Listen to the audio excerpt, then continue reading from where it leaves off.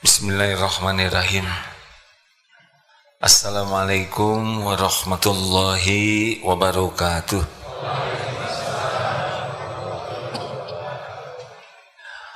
Alhamdulillahi rabbil alamin. Segala puja dan puji hanya milik Allah yang Maha menyaksikan, Maha dekat. Dialah Allah yang menciptakan kita, menciptakan segala yang ada, pemilik segala-galanya. Dialah Allah Subhanahu wa ta'ala yang mengurus segala sesuatu tanpa lelah, ngantuk. Tidak ada satupun yang luput dari pengetahuan Allah, lepas dari kekuasaan Allah. Dan dialah Allah yang membangun masjid ini. Tertulis di Lauh Mahfudz sebelum terpikir oleh kita untuk membangun masjid ini. Allah juga yang mendatangkan kita kumpul di sini, yang mengislamkan kita, memberikan taufik kita mau belajar agama. Dan hanya Allah juga yang membuat pertemuan ini bisa bermanfaat. Semua karunia dan kebaikan hanya milik Allah. Allahumma shalli ala Sayyidina Muhammad wa ala alihi wa ashabihi ajma'in. Hadirin sekalian, yang sangat-sangat penting sekali ada dalam pikiran kita, kita harus mengerti siapa kita, kenapa kita ada di dunia ini, apa yang harus kita lakukan, mau kemana sesudah ini. Karena kalau kita tidak mengerti, kita jadi nggak jelas yang kita lakukan ini. Harus jelas. Apa yang paling penting bagi kita sekarang dalam hidup ini? Tidak ada yang lebih penting daripada kita harus mengenal Allah. Allah pencipta langit dan bumi semesta alam ini, menciptakan segala-galanya, termasuk kita manusia. Lalu diutuslah para nabi, dan tugas utama nabi adalah memperkenalkan Allah, agar kita ini tahu ada yang menciptakan dan kita diciptakan untuk yang menciptakan. Jadi kita oleh Allah diciptakan ya untuk Allah, untuk mengabdi kepada Allah, untuk mendekat kepada yang maha dekat. Cuman itu saja tugas kita. Wa ma khalaqtul jinna wal insa illa liya'budun. Jadi tidak ribet. Ini maaf ya, ini kacamata dibuat oleh orang. Untuk apa? Ya untuk mengabdi kepada manusia. Benar? Meja untuk kita. Ini untuk kita. Baju dibuat untuk melayani. Nah, ini sunatullahnya begitu. Sama Allah menciptakan gunung, bukit, tanah, semuanya ini yusabbihu lahu ma fis samawati wa ma fil ard. Bertasbih kepada Allah. Semuanya kecuali jin dan manusia yang diberi pilihan. Boleh bertasbih, boleh tidak. Jadi yang harus kita lakukan sekarang ini, perjuangan utama kita adalah syariatnya, berjuang mengenal siapa Tuhan kita, siapa nih pencipta semua, pemilik segala-galanya. Nah, kalau sudah makin kenal Allah, berarti kita kesananya langsung akan berubah hidupnya. Makin yakin ke Allah, makin bahagia. Makin yakin ke Allah, akhlak makin mulia.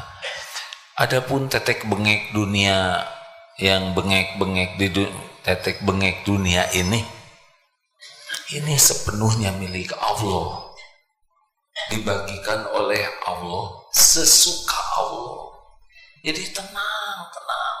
Dunia ini milik Allah, nggak perlu ribet di otak kita, tidak perlu. Kita tinggal tahu siapa Allah, tahu apa yang harus dilakukan, lalu lakukan apa yang diperintahkan, tahu apa yang dilarang, tinggalkan yang dilarang, lakukan semua ini. Ya Allah, saya lakukan semua ini karena Engkau memerintahkan, karena Engkau melarang. Sudah begitu saja. Tiap kita punya bakat masing-masing, punya kapling takdir masing-masing. Rezeki sepenuhnya milik Allah. Allah yang membagikan, Allah yang mengatur kapan datang, kapan ditahan, kapan diambil, kapan, dan semuanya sama, yaitu ujian. Masih ingat Al-Anbiya ayat 35? A'udzubillahi minasyaitonirrajim. Kullu nafsin dha'iqatul maut. Jadi kita diciptakan, diberi umur. Kamu 63 tahun, 64, 25 dari batasi. Selama hidup, wa nabluukum bisyarri wal khairi fitnah. Dan selama hidup ini akan diuji dengan keburukan dan kebaikan sebagai ujian yang sebenar-benarnya. Udah itu dimatikan, wa ilaina turja'un.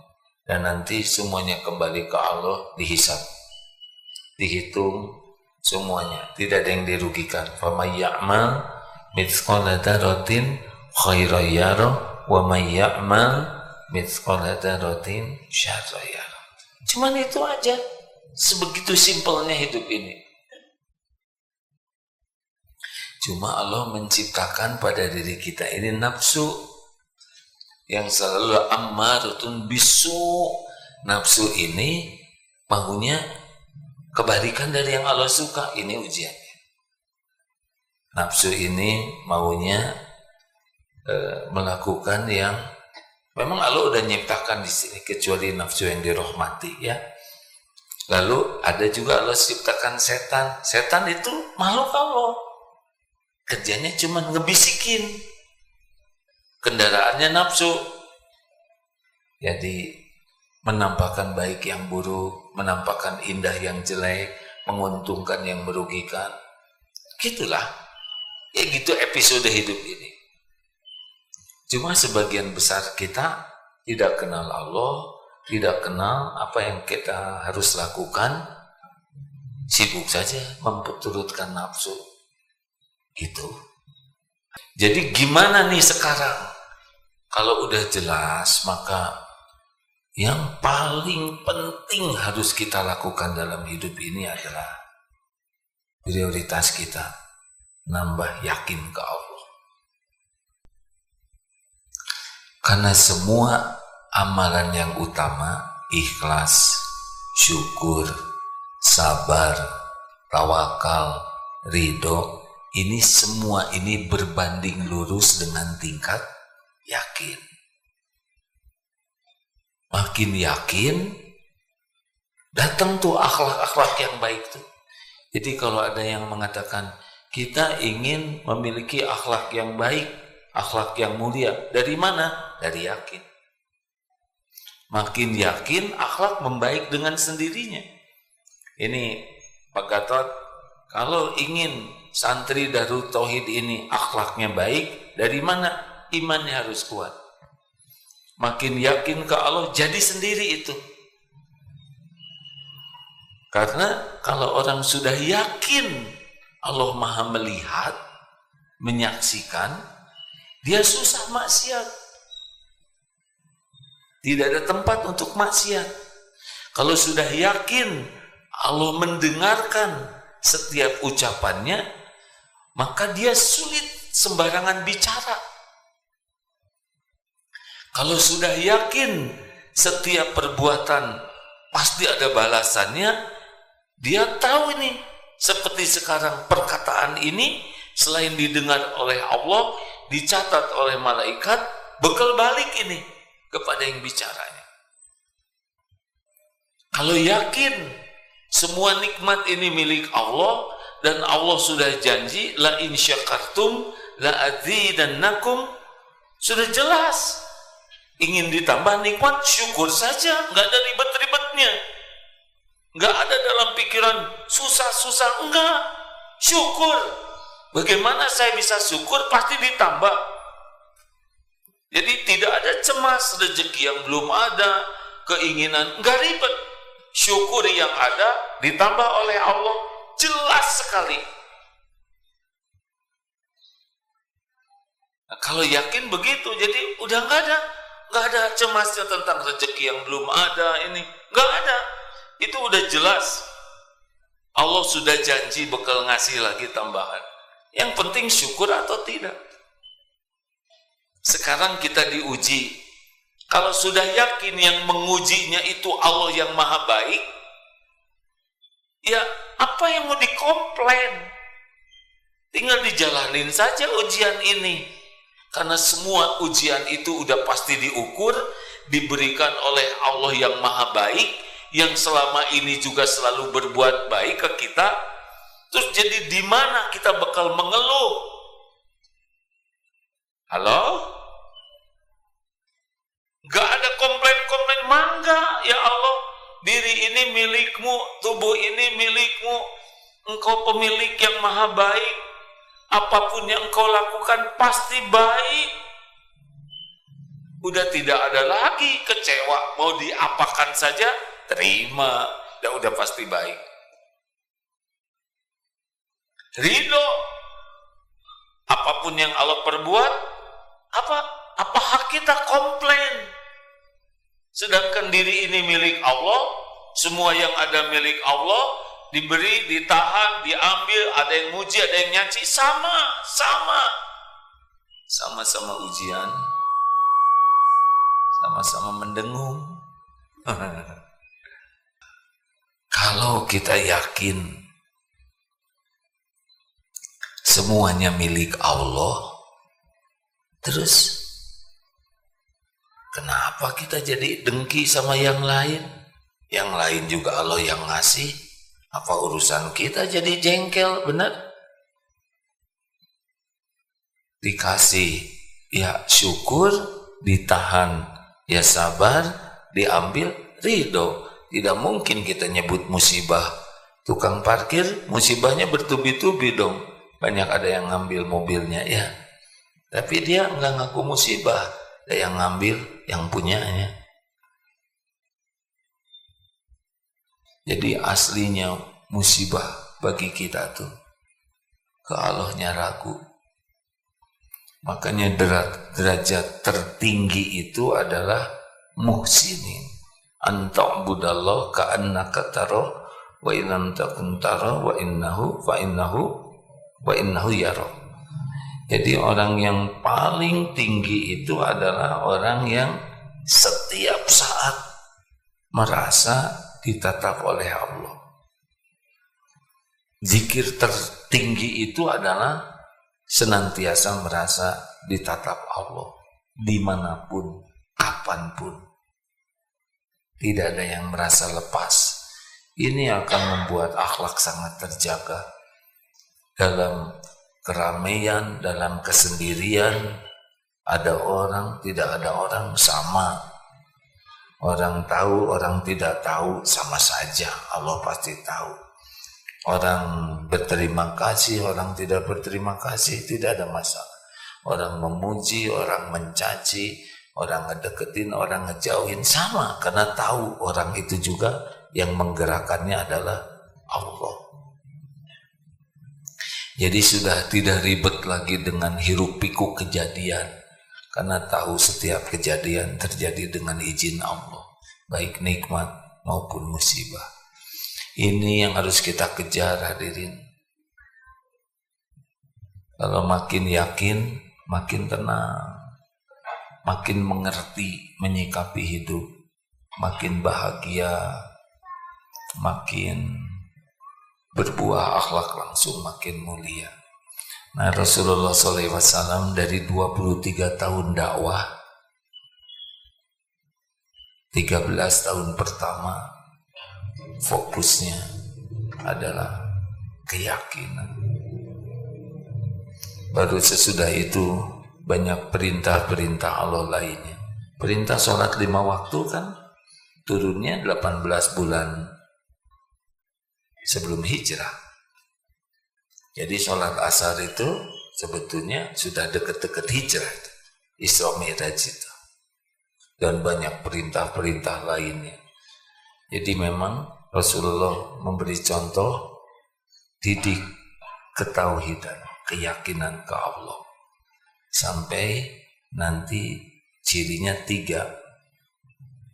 Roja, harap, khauf, takut, dan hub, cintanya terdominasi ke Allah. Begitu rekan-rekan sekalian. Jadi di DT ini, di Darut Tauhid ini, tugas terpentingnya itu adalah meningkatkan iman. Jadi kalau ada di Darut Tauhid sibuk bekerja, tapi enggak pernah ada upaya iman meningkat, berat. Dan yang kedua, kesibukan kita itu meningkatkan kualitas amal soleh. Cuman itu. Iman dan amal soleh, dan itu pintunya satu, yaitu ilmu agama. Jadi kalau orang sudah tidak belajar agama dengan sungguh-sungguh, dia nggak punya pintu untuk meningkatkan iman. Ini lagi banyak berita di luar. Kemarin ada yang nanya, gimana aparat negara juga para politisi supaya dia bisa bagus mentalnya. Orang bisa kuat menghadapi cobaan hidup tergantung iman. Sekarang disekolahkan, dididik, dilatih, tapi iman tidak dikuatkan, enggak bisa.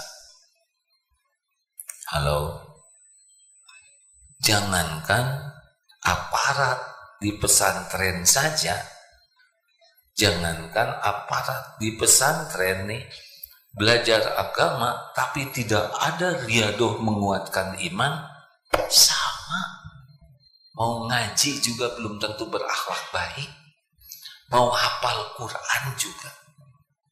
Ini serius, karena Quran itu berbuah jadi akhlak kalau mendekat ke Qurannya, goalnya meningkatkan yakin. Beneran, ini di Darut Tauhid 1.400 karyawan. Apakah mereka bahagia? Apakah karena gaji? Enggak. Santri karya yang bahagia, santri yang paling yakin ke Allah. Santri karya yang hidupnya tercukupi, bukan yang paling besar gajinya, tapi yang paling tawakal. Wa may yatawakkal 'ala Allah fahuwa hasbuh. Santri karya yang paling bisa menikmati hidup, yang paling takwa. Gak ada kaitan dengan jabatan, karir di Darut Tauhid, enggak. Dan semua itu muaranya seberapa semangat belajar agama. Akhwat, ya udah, nggak jawab juga nggak apa-apa. Saya mah ada jengkel ya. Akhwat,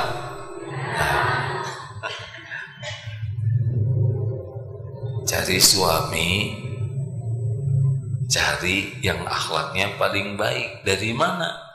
Dari iman.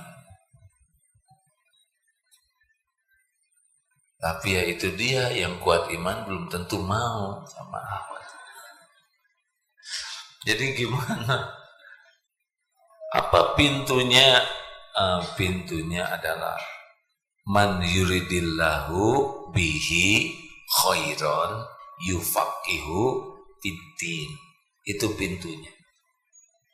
Jadi maka ayat pertama adalah iqra, menghimpun informasi.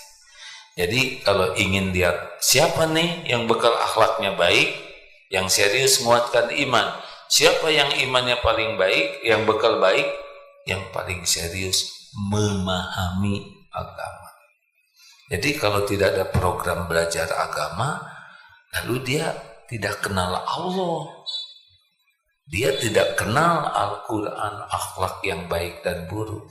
Jadi walaupun di Darut Tauhid lama, tapi dia tidak semangat ikut kajian, terutama ilmu tauhid, nggak bisa. Syariatnya begitu. Jelas tidak nih santri karya? Jadi gampang nanti lihat seberapa sungguh-sungguh meluangkan waktu, tenaga untuk belajar mengenal Allah. Jadi kalau tidak ada lagi kesungguhan, terus sibuk kerja ini, kerja itu, buka ini, buka itu, membahas ini, membahas itu, tapi tidak ada ke Allahnya, enggak, udah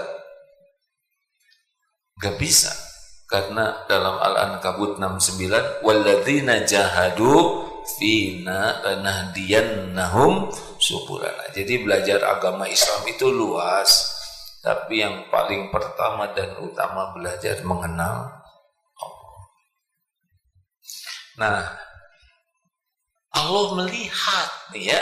Jadi seperti sekarang kan Allah sedang menatap kita. Pak, Bu, dengerin ini kawan adik-adik, santri. Allah tuh melihat kepada kita setiap saat. Allah tahu kita buka HP apa, yang dilihat apa, tayangan apa. Setiap saat Allah memperhatikan kita membicarakan apa, memikirkan apa. Allah tahu kesungguhan kita tuh kemana. Sibuk mikirkan hobi, sibuk mikirkan bisnis, sibuk memikirkan uang, sibuk. Tapi ada enggak kita kesibukan ingin dekat dengan Allah? Allah udah tahu apa yang ada di pikiran dan di hati kita. Dan Allah menyaksikan gerak-gerik kita setiap saat. Obrolan kita, apa yang kita lihat, apa yang kita dengar. Ya'lamu kha'inatal a'yun wa ma tukhfi sudur. Secara syariat kalau didapati kita sungguh-sungguh mau ke Allah, Allah yang akan menuntun. Jadi kita tinggal pengen aja itu. Ini dijelaskan lebih detail. Tinggal pengen tidak ke Allah. Karena sebetulnya kita ketemu dengan ilmu juga dengan izin Allah. Kita paham juga dengan izin Allah. Ternyata hanya pengen ke Allah disertai dengan mau bergerak. Apakah minta? Doa? Coba tanya.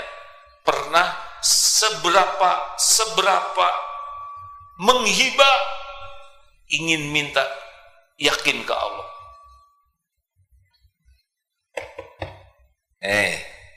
Ini rada berat hari ini karena udah mikir saya lama pengen ngomong ini.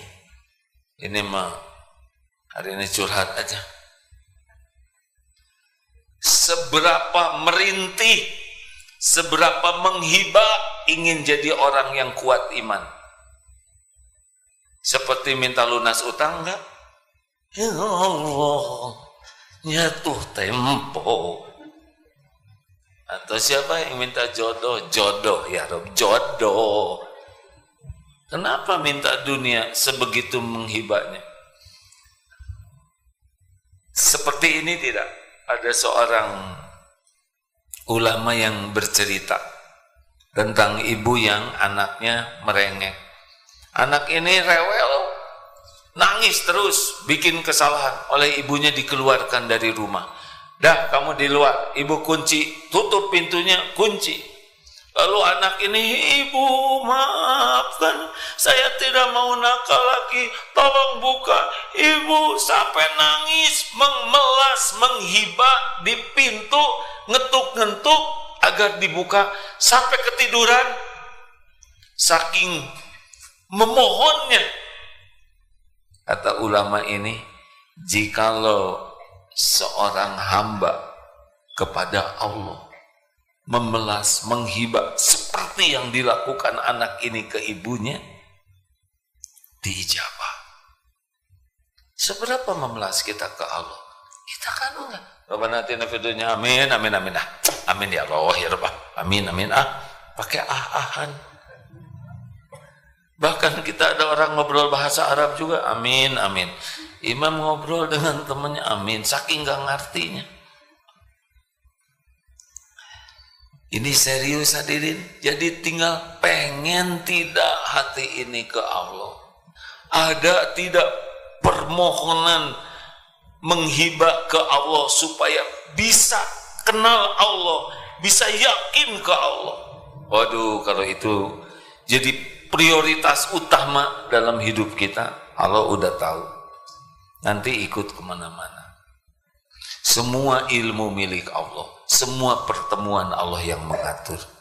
Allah tahu guru mana yang nanti bisa mengajari kita, didatangkan, dimudahkan. Syariatnya nanti akan jalan. Kita ketemu dengan gurunya, kita ketemu dengan kitabnya, kita mendengar ilmunya. Allah yang maha mengatur.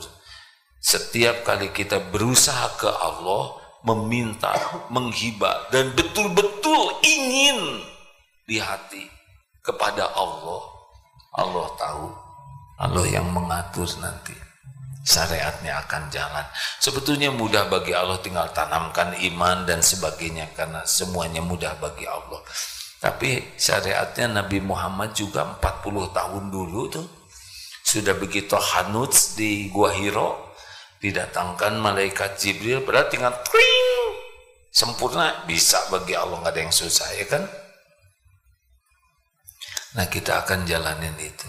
Makanya teman-teman sekalian, jangan salah prioritas. Prioritas kita itu adalah Allah. Pikiran, hati, lisan harusnya terdominasi kepada Allah. Kita semangat terus ingin dekat dengan Allah. Dunia itu milik Allah sepenuhnya. Semua nikmat sehalus apapun milik Allah.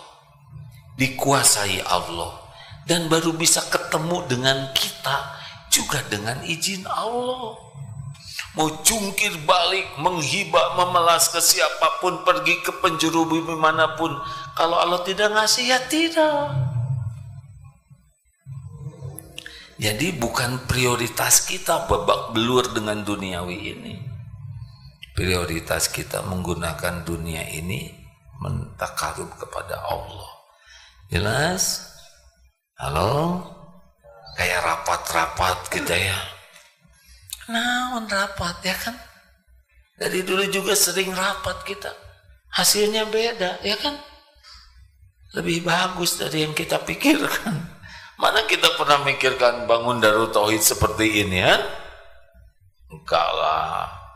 Kita mikirnya cenet-cenet, tapi tiba-tiba ini ada bangunan ini, tanah kebeli, sana ada, situ ada. Allah yang ngatur sebagai ujian. Ujian apa? Ngaku-ngaku tidak. Ini ide saya. Ini adalah gagasan saya. Ini hasil naon saya. Dikasih diare juga. Yang dipikir cuman WC ya kan. Nah, saya aja dikasih asam urat kemarin, yang kepikir ngelindungin tangan gini. Kita bisa mikir juga dari Allah. Makanya prioritas kita yang utama adalah berusaha jadi orang yang kuat iman, yang yakin kepada Allah, yang terdominasi pikiran, hati, lisan Allah. Karena memang itu Nabi itu semuanya begitu.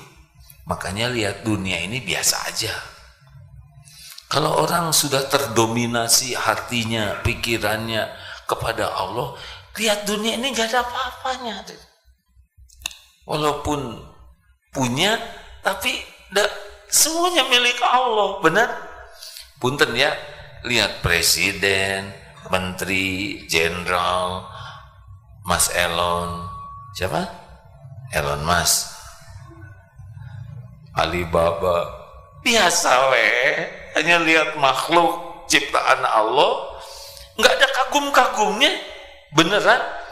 Lihat siapa Mas Charles di Inggris atau Mas Entrum ya di Amerika, ya gitu digilir, betul tidak?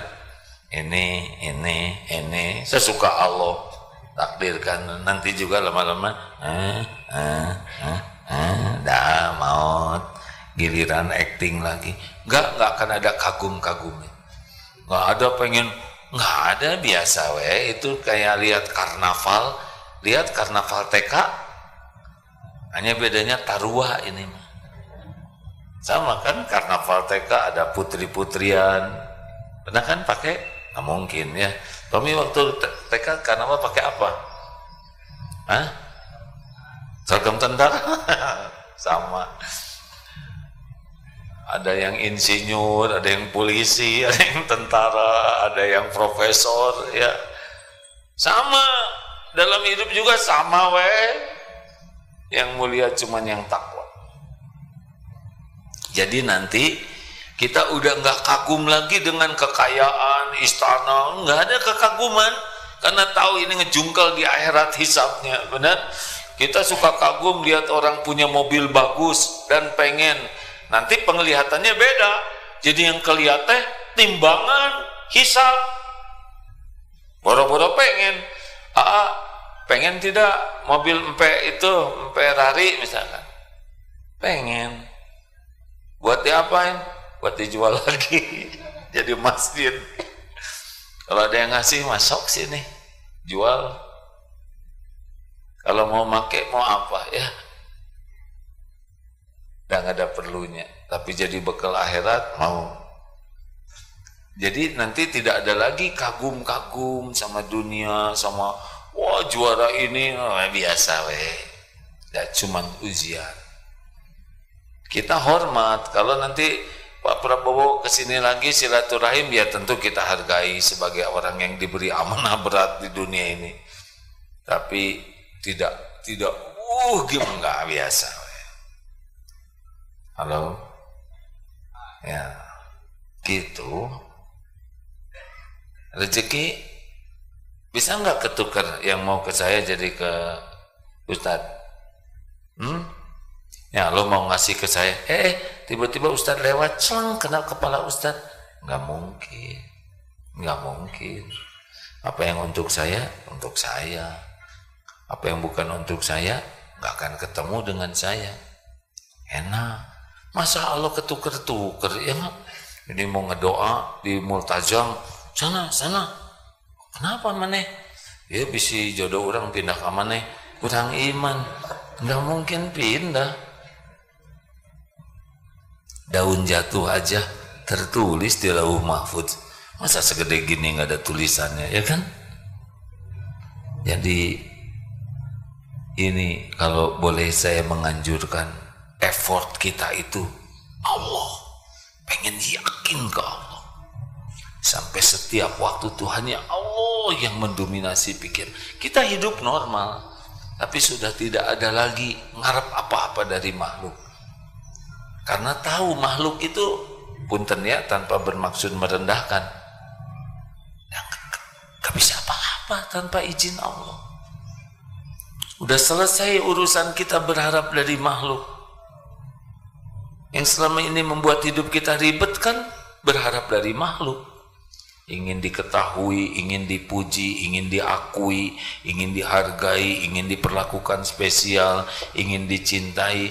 Tapi kalau udah yakin semua makhluk itu dalam kekuasaan Allah, ya mending Allahnya aja yang kita harapkan. Nanti pedagang mungkin enggak marifat, mungkin dia akan berdagang, tapi dia dagangnya itu pasti dengan Allah. Pedagang yang sudah hakul yakin kepada Allah, udah enggak, bukan uang dalam pikirannya, adalah bagaimana nih saya dagang membuat Allah makin sayang ke saya. Nanti ada yang didatangkan, berapaan ini?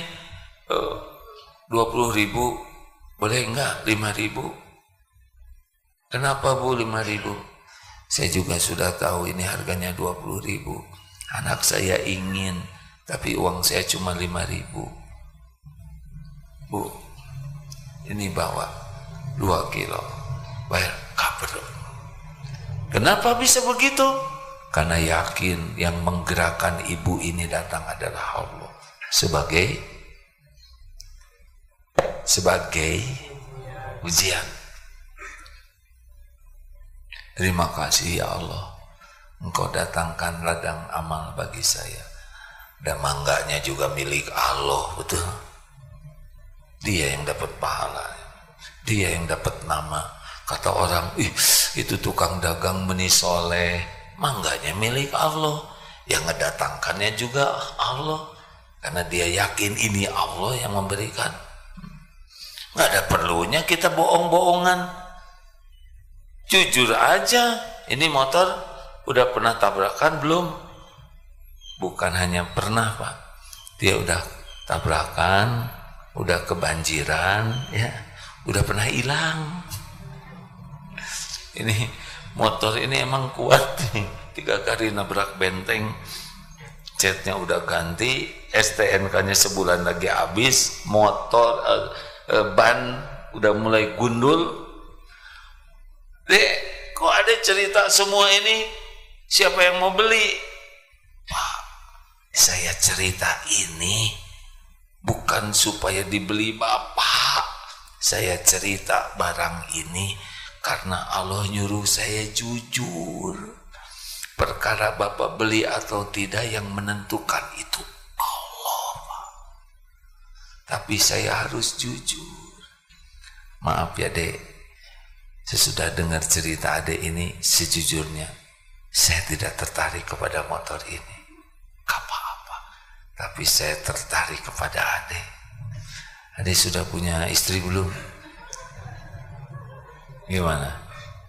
Belum, Pak. Sama deh. Cuman dia mau diangkat mantu. Nah itu teh sebuah perjalanan. Suami istri gimana? Tos teriwe. Tahu istrinya ciptaan Allah, istrinya milik Allah. Kalau baik sama istri mah, istri mau berterima kasih atau tidak, mau menghargai atau tidak, yaitu urusan istri dengan Allah. Saya jujur, tapi saya dicurigai terus oleh istri. Ya namanya juga mencurigakan, ya kan. Gimana ya ayah? Saya teh enggak, saya enggak selingkuh, enggak apa, tapi dicurigai. Ya sudahlah, enggak apa-apa. Itu teh pasti ada dosa yang lain. Kebanyakan lihat maksiat di HP, kebanyakan lihat ini, mata tidak terjaga. Istri tidak tahu, Allah tahu. Datanglah ujiannya lewat istri. Jadi gimana menjinakkan? Bukan menjinakkan ya, kalau itu kan bom. Meluluh, ada meluluh hati, ada meluluh lantakan. Meluluhkan hati, tinggal tobat. Ya Allah, ampun. Semua ini pasti karena dosa saya. Semua kepahitan ini karena dosa saya. Enggak usah. Ibu teh gimana? Enggak percaya sama saya sama sekali. Sumpah. Enggak usah gitulah, enggak usah. Dibahas lagi sumpah tengepek, Pak. Jadi makin sakit hati. Udah tinggal tobat. Ampun ya Allah. Ampun, tidak ada yang tersembunyi bagimu. Engkau tahu setiap maksiat yang saya perbuat. Engkau saksikan setiap lirikan mata. Ampun ya Allah. Kita ampun atas dosa. Istri lihat kita gitu tobat, kata, ya Allah, lain peda manehna keun bae. Anteng aja dengan Allah. Kenapa? Karena yang bisa ngebulak-balik hati istri bukan omongan kita, tapi jelas tidak nih hadirin, andalkan Allah dalam segala hal. Dan enggak ada sekecil apapun yang bisa terjadi tanpa izin Allah, baik nikmat maupun musibah. Jadi intinya dari ceramah ini teh jangan salah fokus. Hidup kita teh fokusnya ke Allah. Apalagi gagal fokus, jangan. Allah, dan Allah tahu Ini Allah sedang mendengarkan setiap ucapan. Jadi masalah apapun, senang, susah, dicaci, dimaki, sehat, sakit, ada, tiada, sama.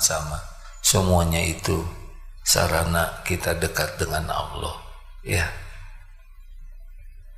begitu. Ya udah itu aja. Jadi para santri, ini bukan tausiah awal tahun ya,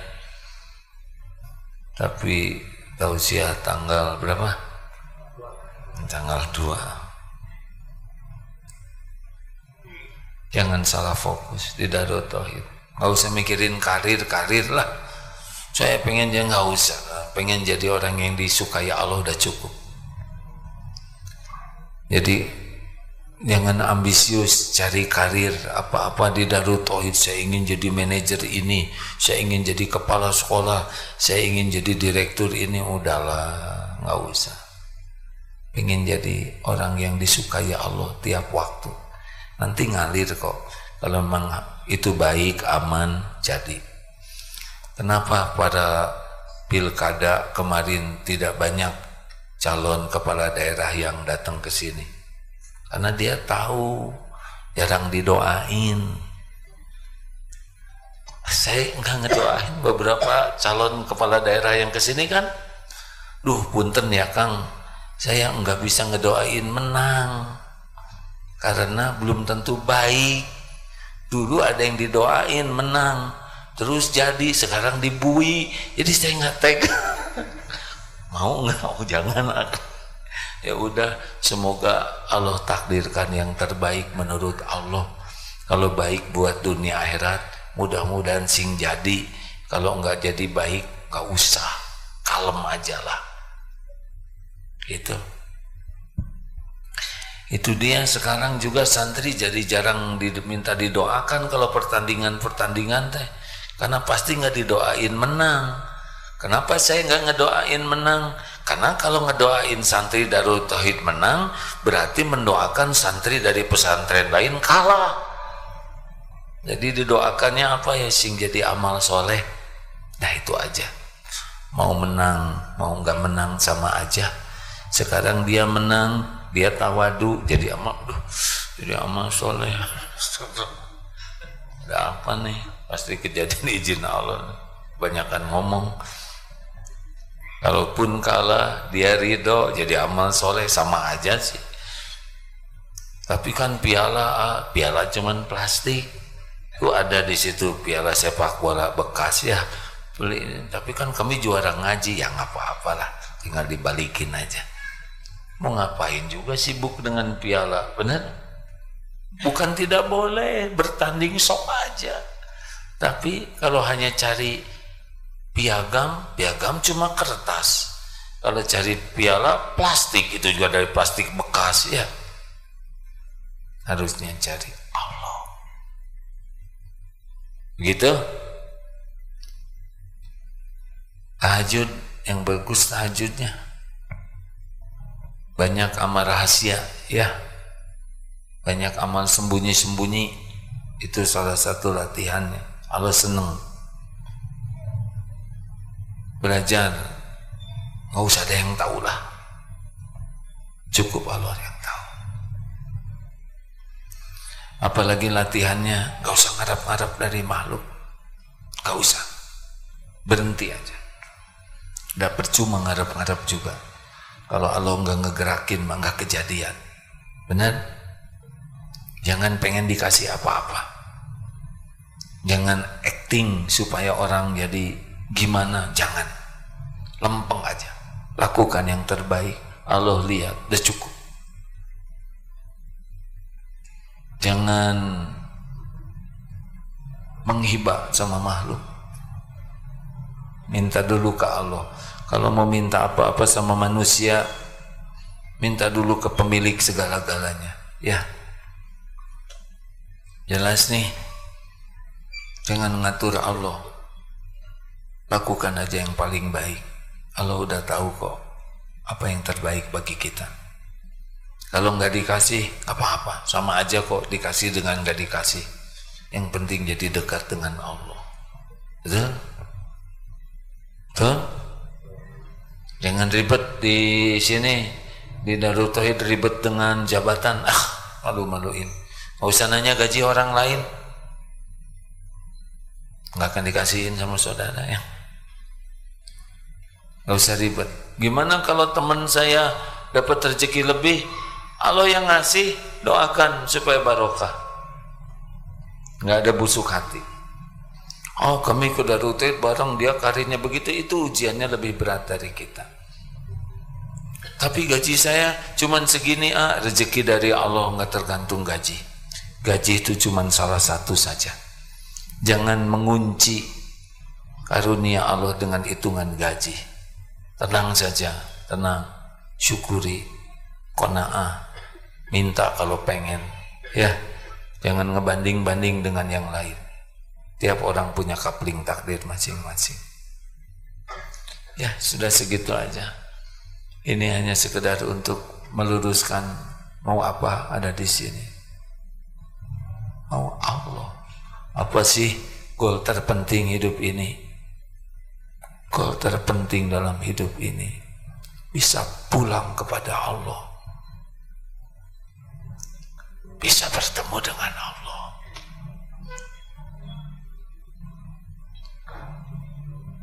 Itu yang terpenting. Di surga juga yang terpenting adalah bertemu dengan Allah. Itu betul kan? Dunia cuma mampir. Dunia ini untuk bekal supaya bisa pulang, ketemu dengan, berjumpa dengan Allah Subhanahu wa Ta'ala. Harusnya itu impian kita siang dan malam.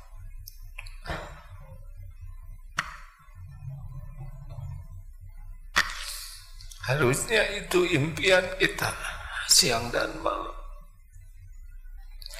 Ingin bertemu dengan Tuhan kita Allah Subhanahu wa Ta'ala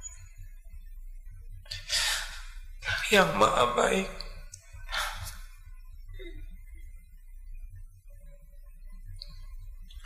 Begitulah rekan-rekan sekalian, mudah-mudahan Allah mengabulkan. Ya Allah, golongkan kami menjadi hamba yang bisa pulang selamat, husnul khatimah, dan bisa berjumpa denganmu ya Rabb. Amin ya Rabbal alamin.